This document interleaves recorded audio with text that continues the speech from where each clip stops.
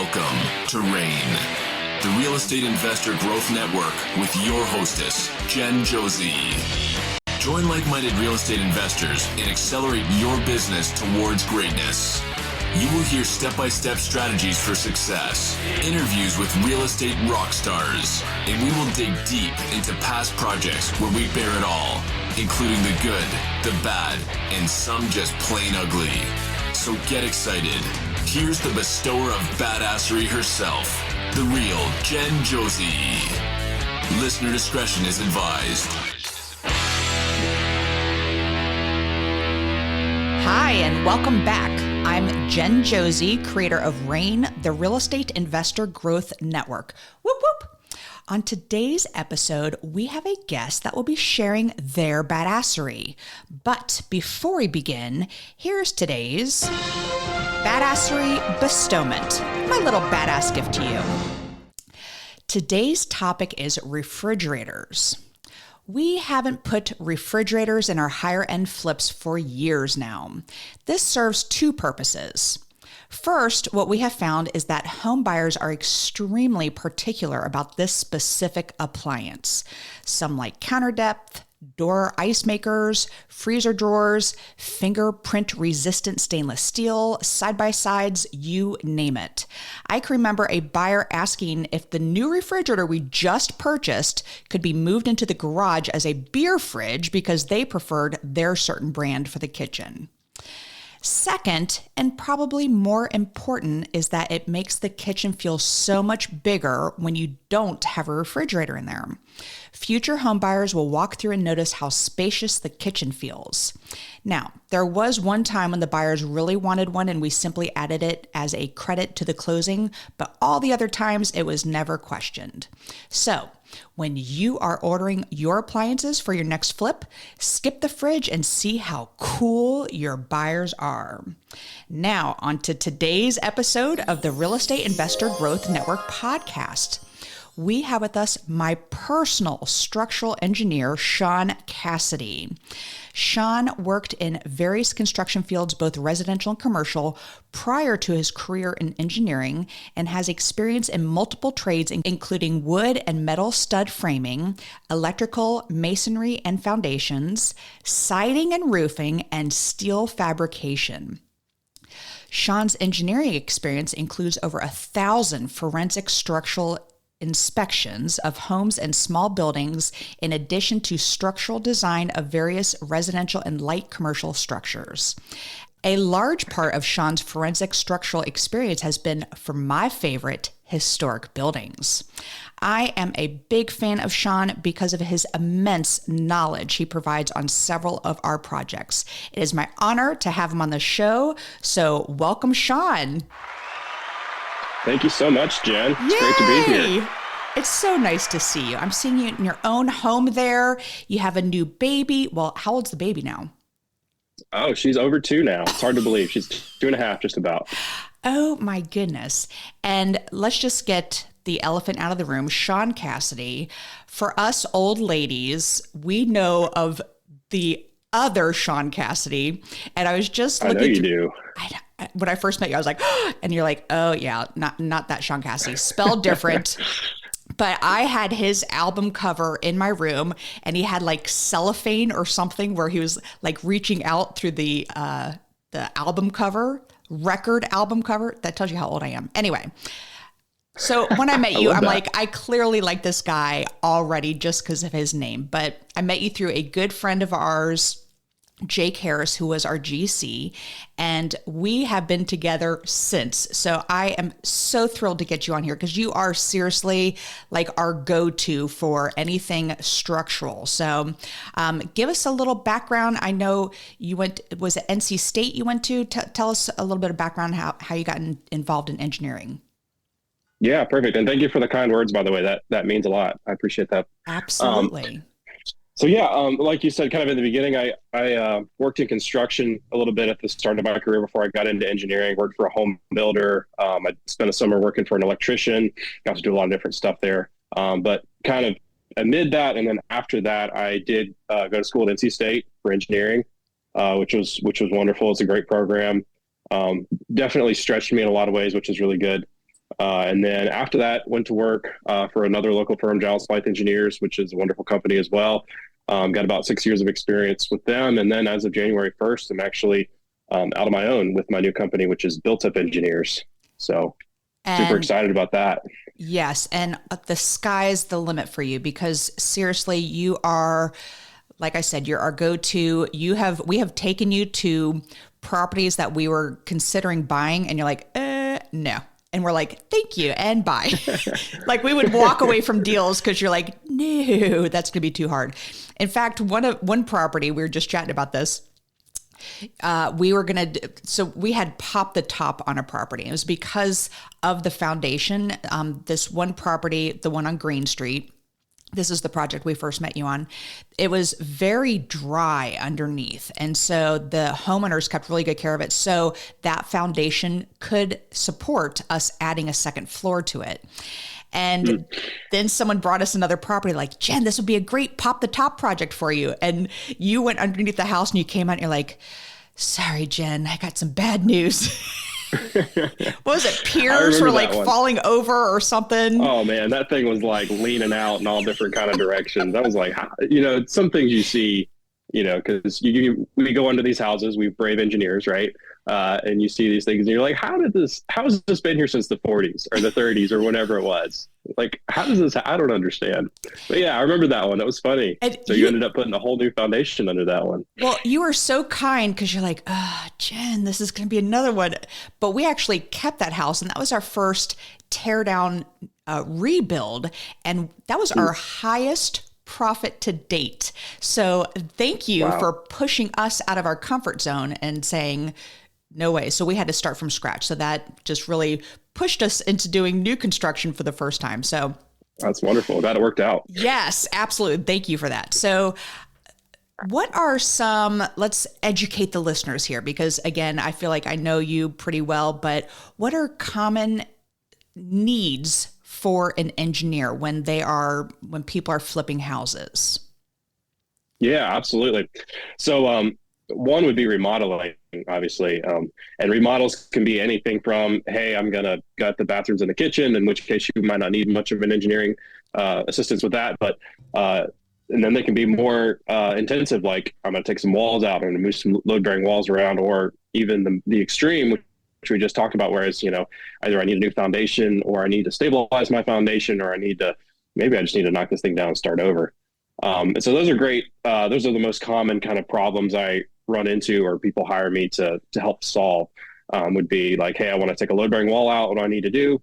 Come out and take a look. And I, give them a spec for exactly what beam to use and how to go about doing that they can give to a contractor to get that done.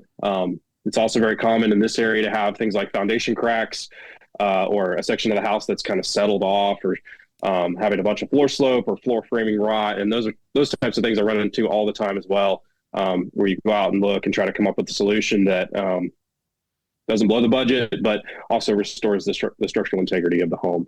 And I love how you said that it doesn't blow the budget, because you do work really well with the investor who's trying to flip property to find a financially sound way to do things. Because when I coach students all over the country, and they'll walk in and they'll feel like the floor is sagging a little bit, and it freaks them out. And I said, well, that's a good thing, because it's freaking everybody out.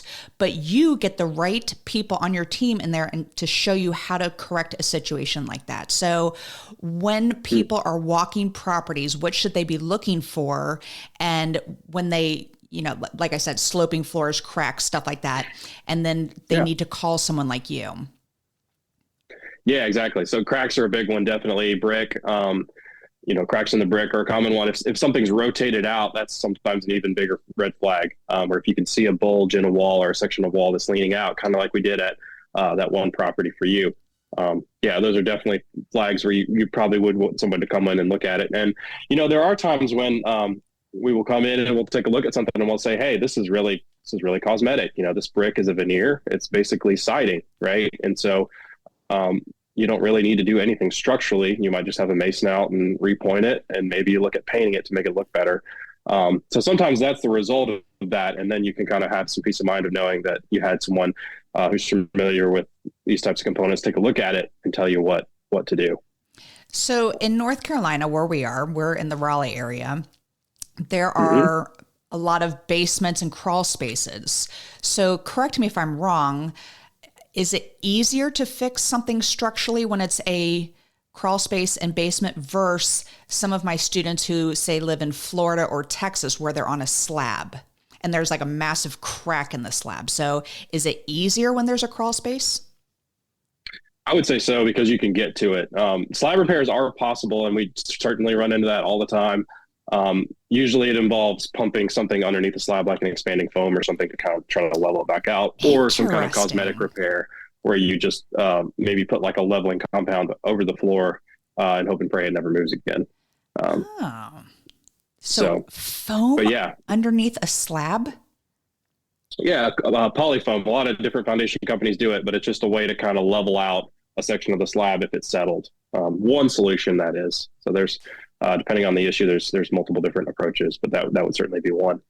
Okay, so one thing that you say to us, well, two words, helical piers. I feel like they're really expensive. I know, but tell me how. Okay.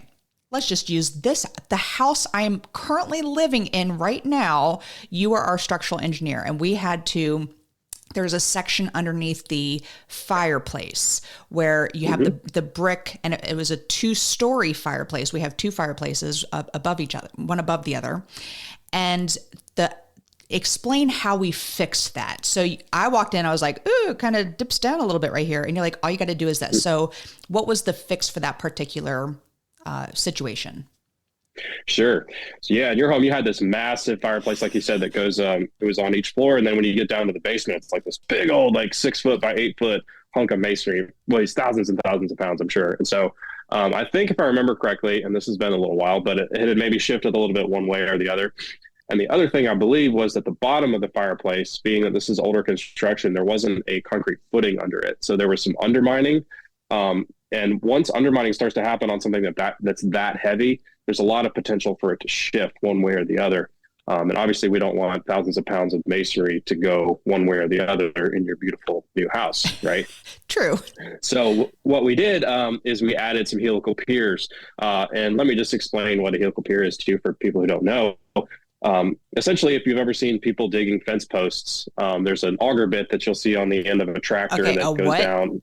An auger bit. Okay. So it's like a helix bit that gets driven into the ground in order to create a round hole to put a post in. So what I would describe that as would be a wine corkscrew. I like that. That's much more sophisticated than my farm boy analogy there. So thank you, Jen, for that. So anyways, our wine corkscrew, if you will, similar to that, probably about 6 to 8 inches in diameter. If I remember correctly, these types of things are driven down in the ground, and then there's a steel pipe that's bolted to that, and then bolted to the foundation. And what that does is it underpins the foundation, and that auger bit is driven down into hard, stiff soils that are able to support a large amount of load. And so that's a way of kind of underpinning the foundation when you know that the soils underneath the foundation aren't great, and you need some other way to support the foundation, like in your case. And that's what stabilized, I believe, your chimney. And so you have helical piers, and then you just have regular piers, and or are they the same? They're not the same. They're not. So a regular pier is going to be like a cinder block, if you know what that is, or some bricks. And usually they're either 16 by 16 or 8 by 16. That would just be one block. And the joints are mortared together and they're built up, and then it's basically a concrete pillar at that point. And you can set like a beam or a girder or some amount of structural load on that, and it transfers it down into the foundation. So certainly a much different component than a helical pier. Okay. And a regular pier is going to be a lot less expensive than a helical pier, correct? I think they may be kind of comparable, and it maybe depends a lot on labor costs. I mean, so helical piers, a lot of times we used to estimate 1,000 to 1,500 a piece, and that was dependent on the quantity. If you have 10 of them, it might be more towards 1,000. If you have 3 of them, they might be more towards 1,500. And then a normal pier, I think we've estimated between 750 and 1,000, because again, it's largely dependent on the height. If it's 8 feet tall, it's going to be more expensive. If it's only 3 feet tall, it might be a little less expensive. And so a lot of times I think they may be actually comparable in costs. Okay. All right. One being the purpose of underpinning a foundation that's settled, another just being using a typical, footing, a shallow foundation to transfer some load into the ground and support something. All right. So besides piers, helical piers, what are some, and foam, which I've just learned about, what are some other ways to fix, are there other ways to fix structural issues or, Yeah. So especially in older homes where you have, very old masonry that's sat there for maybe 100 years or 80 years. A lot of times I'll actually shy away from using helical piers because if that masonry has moved a little bit and it's in a place where it still looks like it could be stable, I'm not sure that I want to go back and start lifting it because I know it's old and brittle. And so a very common recommendation actually for me, particularly in older homes, is just to monitor things. Because even if you do settle 1/4 of an inch or 3/4 of an inch, a lot of times the structure is still sound. It's still, the integrity of it is still there. It's still transferring the load down like it should, even though you may have a spot in your floor. And a lot of times using a cosmetic approach, like, adding a floor leveling compound or shimming between the framing and the pier to kind of get rid of that gap or that area where you've lost a little bit of height is a lot of times a better solution. So that's another way to approach it. And something I commonly do in my projects as well. Okay, so you started tapping into my favorite, which are older homes. So what are other challenges that you have in older? So the one I'm living in right now is 100 years old. We have one over on Glenwood Avenue, and it's got the brick piers under the house. But I had a student recently send me a picture, and there was like a log, there was a brick, there was a shoe. They were throwing anything they could underneath that house to hold up that pier. But so I know they're really important, but I do want to let's focus on the older homes. What are some challenges with older homes? Because we have a lot of them here in this area. Absolutely. Yeah. So I love older homes too. They're super cool. I always enjoy, I shouldn't say always. A lot of times I do enjoy getting to take a look at them. So I think probably the biggest thing is that it's just old, right? So the floors, a lot of times, inevitably, you're going to have some amount of sag in the floors. There's going to be some dips. There's going to be some humps. There's going to be some cracks in the foundation. There's going to be some mortar joints that don't look very good because it's just old, right? And so for the structural engineer, a lot of times you're coming in and you're looking at it and you're saying, all right, since this home has been built, what things have look like they've changed or degraded that I need to look at trying to find a solution for to get them fixed, and what things look like they've just been that way for years and years and years and years. So that would be one thing. And that's something I think you just kind of have to understand when you're working with these homes is it's old, right? It's old. It's not new.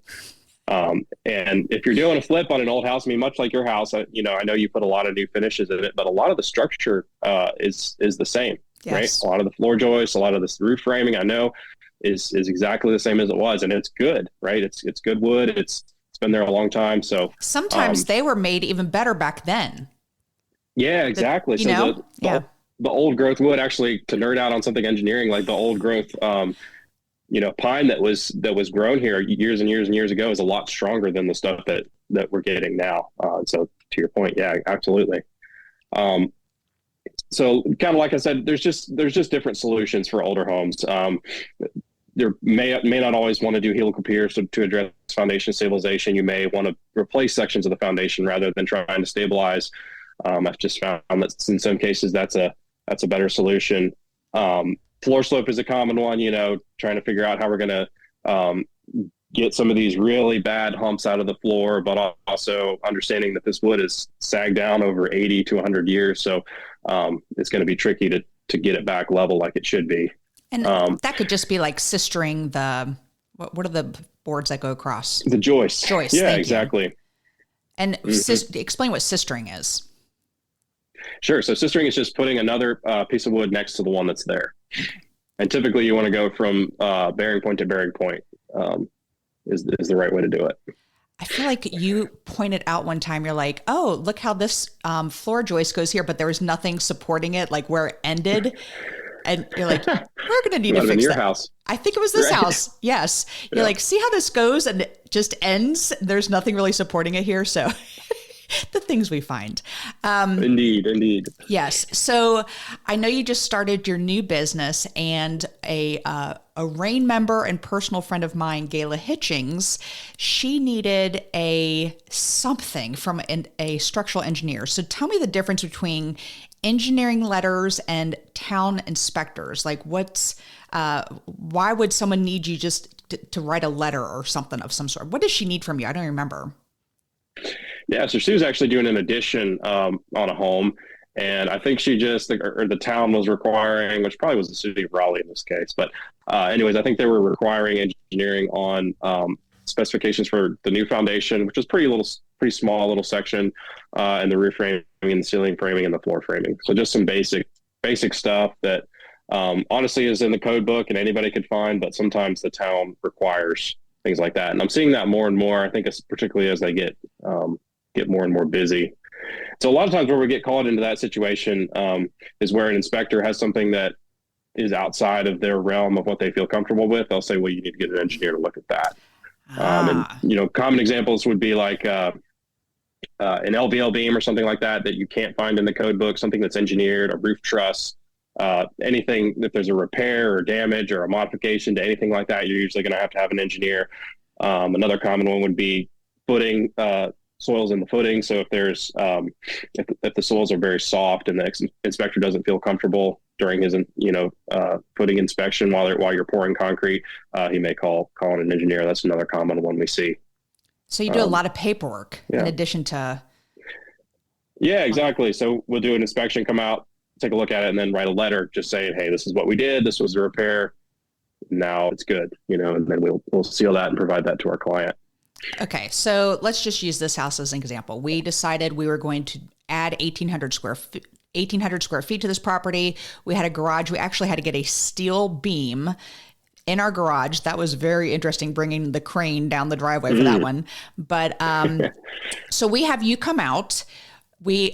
Our designer puts everything on paper, our ideas. He's magical. My friend Kent Butters, shout out to him. Yes, he's wonderful. He's so fun to work with. And he is. It's a trip. He is. So then he sends you the, I guess, blueprints. We don't even call them blueprints anymore, but the design. And then you take it from there and add what is structurally necessary before we can submit it to the city for permits, et cetera. So kind of describe that process to me. Sure, absolutely. So you send me the architectural plans, like you said. I would look at it and see where you're adding things, where we have some new loads that we need to pick up. So, for example, in your house, I know we extended the roof on the back of the house. Certainly, I believe you vaulted the ceiling over the master bedroom, maybe. Correct. You have such a good memory. We got to get you over here. Yeah. All right. I do want to see it. Tell you what. But yeah, so there's a bunch of new load we had to pick up. And the thing about it is with load is when you have a point load, let's say on the roof level, that load has to go all the way down to the ground. And so what the engineer is doing is looking at where those loads from the joists and the beams and things like that are landing on each floor and then making sure that load gets down to the foundation. And so in your case, the steel beam was just there was a bunch of load from ceiling joists and floor joists stacking up from multiple levels that all aligned in one place where you didn't have a wall. And so that steel beam was there to take that load, spread it out to the ends and then into the columns and into the ground ultimately. So we do all that and we show that on a nice, pretty boring set of structural plans that then accompany the architectural drawings, and the framer and the guy that pours the footings as well would use that in construction to know, what size beam, what size joist, what size foundation wall, what size footing, et cetera, et cetera. How deep the footings, et cetera, all that. Oh, yeah. Yeah. So when we get our plans, I'm always looking at like the first 2 pages, which is like, oh, this is where this bedroom's going, and then everything else is yours, where it's like, these, and I can't even understand what is on there, but we just hand them to our masonry and, people who are doing that work. So yeah, I normally, yours are like always pristine, but I'm always like wrinkling up and I, work more with the top two.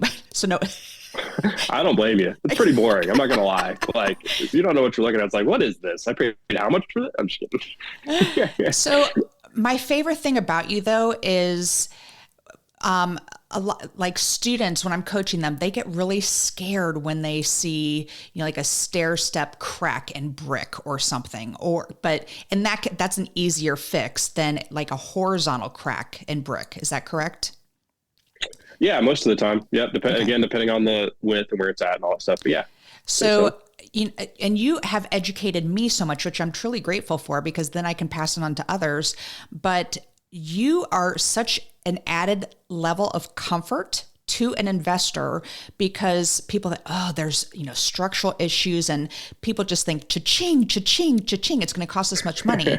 But you are like, no, it's going to cost this, it's going to cost that. And when you're buying a property, and you can always renegotiate if you have something under contract, and we bring you out and like, oh, well, we found all these structural issues, but so we need to renegotiate that price. But you are such an added level of comfort and confidence when we are doing projects to know that we have you on our team. So what are some, you have in your notes here, and it says common engineering BS. Does that mean Bachelor of Science, or are you talking about bullshit?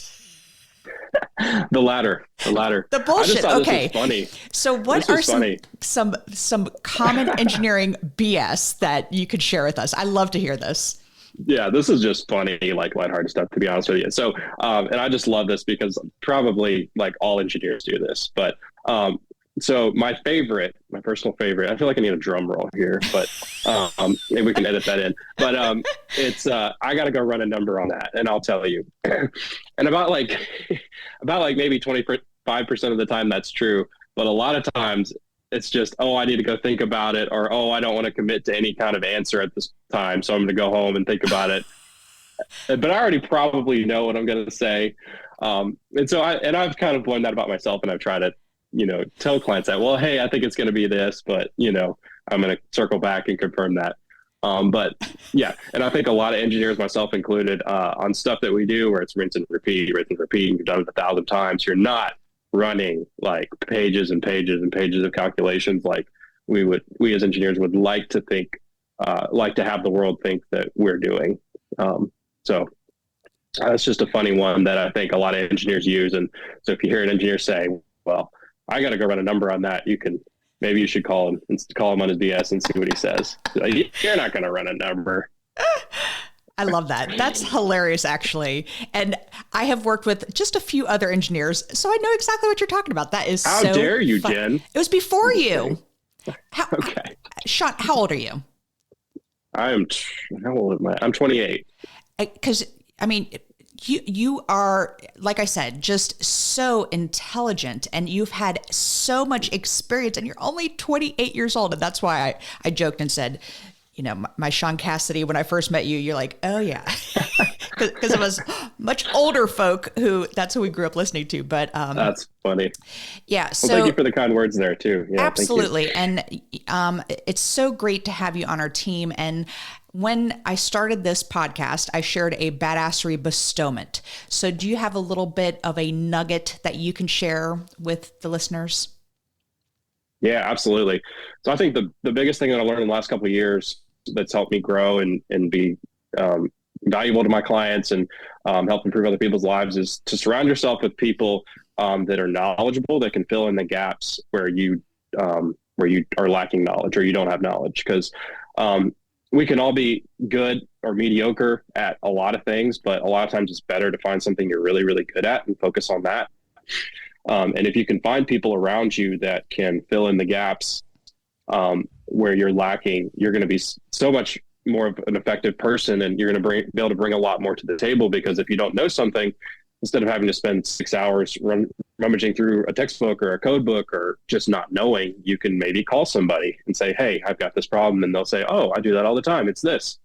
And so that's the thing that's probably helped me the most. And, there's a lot of people I could credit for, a lot of people at my old company, certainly, that helped me grow. A lot of people with other companies as well that have just shared wisdom and helped me work through problems. And now I have some more knowledge that I can then help other people with. So that's probably the best advice I could give anybody. Well, that is great advice, because literally you fill the gaps where we need your knowledge when we are getting ready to flip a property. So again, truly grateful to you. This has been fantastic. So The second half of the podcast is what makes Sean Casady a badass, which you are. And I use the acronym badass. And the first word is B for book. What's a book that's made a huge difference in your life? Sure. So there was a book called Deep Work that a friend of mine loaned me. I think it was in 2020 or 2021. And I got through most of it, but the premise of it was finding ways where you can really get your head down and get work done and be super efficient, super productive. And that's just enabled me to be a lot more efficient with my time. It enables me to be able to take on a little bit more work and get projects done, but also not work too much and have time for, the things I enjoy doing and my family and all of that. So that's been a really good book for me. And people that, have a lot going on, I think it's a good thing to read and check out. May really help you be a lot more efficient with your time and the things you do. I like that. I've never heard of that one. And by the way, going back to your bestowment, you're talking about surround yourself with people who have that knowledge. And there's a book called Who Not How. I don't know if you're familiar with that one. That was a game changer for me because a lot of times as investors, we want to try to do everything ourselves. And by finding that structural engineer in Sean Casady to come over to my project, I'm now finding the who, not the how to fix it because you are the expert in that area. So that's another book you should probably check out. I think it was a game changer. All right. The first A in badass is advice. What's the best piece of advice you've ever received? Yeah. And this is something I think I learned recently. And no matter what you're doing, what kind of business you're in or what you're doing for people, I think a lot of what it boils down to is service and how well you take care of your people and your clients. And so I think what that looks like is, having good communication. So responding quickly and efficiently. If you don't have time to respond to what they're saying, like say, hey, I'll get back to you. It's taking care of them, doing what you say you're going to do. If you say, I'm going to have this to you in a week, or I'm going to have this to you tomorrow, have it to them tomorrow. Set deadlines that you can do. Be a person of your word. And really, I think a lot of what I do really boils down to service, and more so than a vast array of technical knowledge, even though that's part of it, because at the end of the day, a lot of times there's things I don't know and I have to go look up or call people for.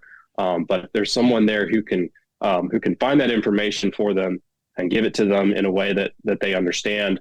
And also be someone that's likable, a good hang, someone that's, enjoyable to be around as a pretty face like myself.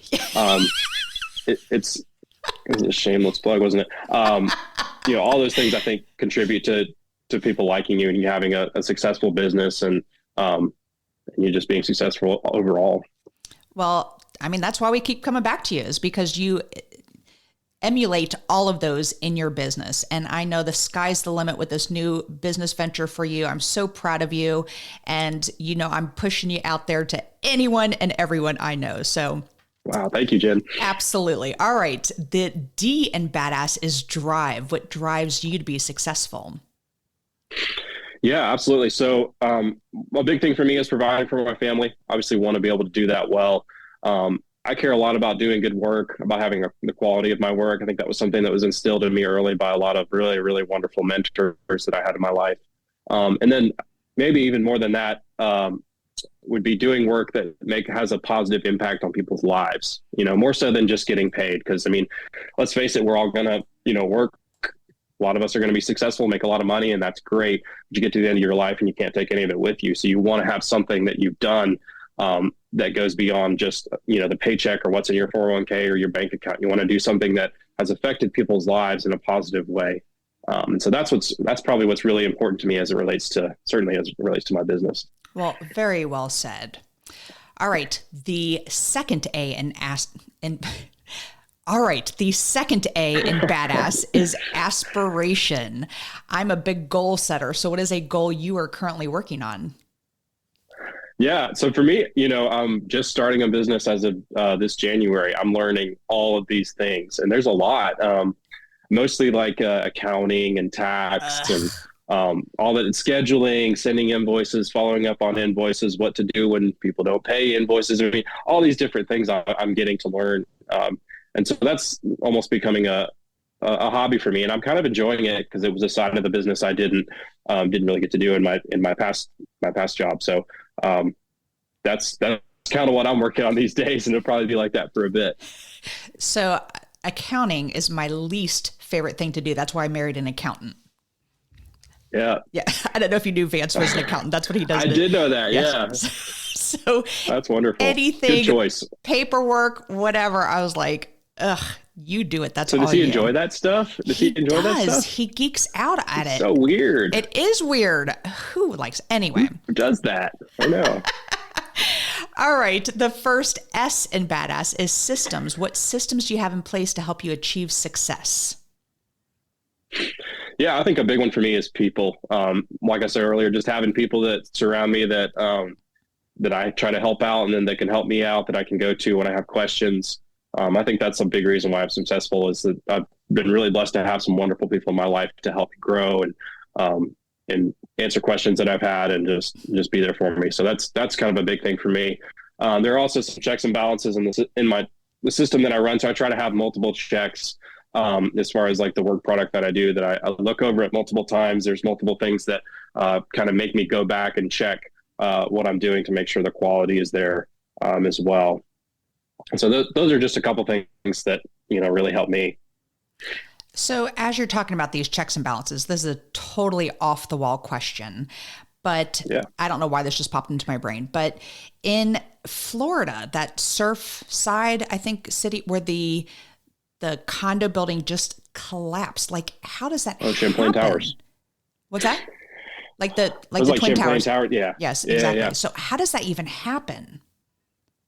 Yeah, and I haven't read into that one a ton. I know a little bit about it, but I think there was a bunch of known issues, and it was an HOA that was underfunded. They didn't have the money to fix it. It was going to be, millions of dollars and thousands of dollars of special assessment per person to do it. And I think it just kind of got swept under the rug. But it seemed to me like it was a known issue. Maybe the extent of it wasn't fully known, but yeah, that's crazy. It is crazy. So I'm glad you have some checks and balances in your work there. So, all right, yep. To wrap this up, Sean, the final S in badass is success. What does success mean to you? Yeah. And I think I maybe touched on it earlier, but leaving a lasting impact on people's lives is kind of what I want to do more than just making money. And certainly I want to run a successful business that provides for my family and is profitable and all those things as well. But I really do care about people, or care about helping people. And that's kind of, if I'm doing that, to me, that's the win. Well, you as a youngin', and to start your own business, to do this at the age of 28, we started our business much later in life. And so I am like I said, I'm a huge fan of yours. How would people, if they have questions, maybe they just have some structural questions for you, how could people get in touch with you? There's So you can certainly go to my website, which is www.builtupengineers.com. And there's a form there you can fill out and get in touch with me very easily. And certainly, I'm sure, I don't know if there's a way that you have that people can reach out to you and get my contact info that way. But the website's probably a good place for people to start. Perfect. That was kind of the reason we put it there. So people can easily get up with me. And unlike the SHAWN, Sean Casady, with two S's, you are SEANCASADY? That's right. You got it. Wow. Boom. Most people don't get both of those right. That's impressive. Well, Sean, you are just so great to work with. People who are local to Raleigh, Durham, you go out to Chapel Hill, I'm sure you have some surrounding areas. I'm telling you, Sean is so easy to work with, and he's so smart and just has a solution for any issue that you may have. And it's just such a pleasure working with you. Thank you for being on the show. Yeah, thank you, Jen. Thanks for having me. Absolutely. And that is all. Thank you for listening, and we will catch you on the next episode. Now go out there and share your badassery. And don't forget, make it a great day. Take care. Bye-bye. Whoop, whoop. Thank you for listening to RAIN, the Real Estate Investor Growth Network. Be sure to subscribe on your favorite podcasting platform so you never miss an episode. If you need more badassery, you can follow Jen Josie by visiting therealjenjosie.com or become a member of RAIN by registering on rainmastermind.com.